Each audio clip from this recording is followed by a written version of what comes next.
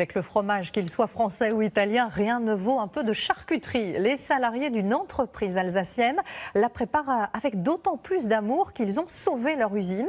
Ils ont monté ce que l'on appelle une SCOP, une société coopérative et participative. Explication Jacques Boivin et Victor Lassalle.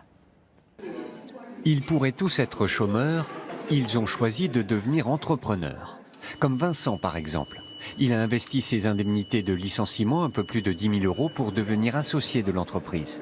Comme lui, 107 salariés ont choisi cette solution qui tient en 4 lettres, la SCOP, Société coopérative et participative. Ça change dans ma vie parce que je deviens entrepreneur moi-même. Donc je m'engage davantage dans cette entreprise. Quand ils ont fait la proposition de la SCOP, j'ai foncé direct, quoi. C'était vraiment notre dernière chance et c'est beaucoup plus démocratique la SCOP.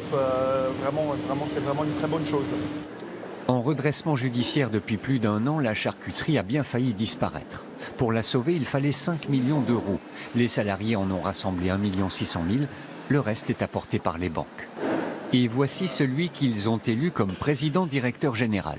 L'ancien directeur commercial veut s'appuyer sur la notoriété de la marque centenaire, mais aussi sur une nouvelle dynamique, car il constate un effet SCOP. On se retrouve dans une démarche vraiment très positive, d'amélioration continue et d'un changement qui est par les salariés pour les salariés. Changement de tenue. Ce jour-là, c'est le premier conseil d'administration. Ils ont tous abandonné la Charlotte pour leur nouveau costume, celui de patron.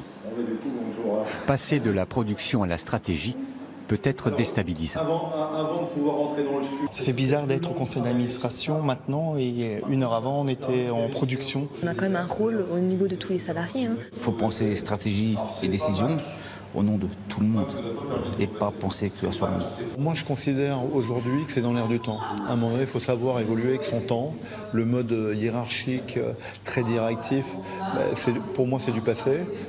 Leurs salaires n'ont pas été augmentés, mais ils ont conservé leurs acquis sociaux. Tous se sont donné 2 ans pour consolider l'entreprise et renouer avec les bénéfices. L'essentiel ici était de sauver une centaine d'emplois qui auraient pu disparaître dans l'indifférence générale.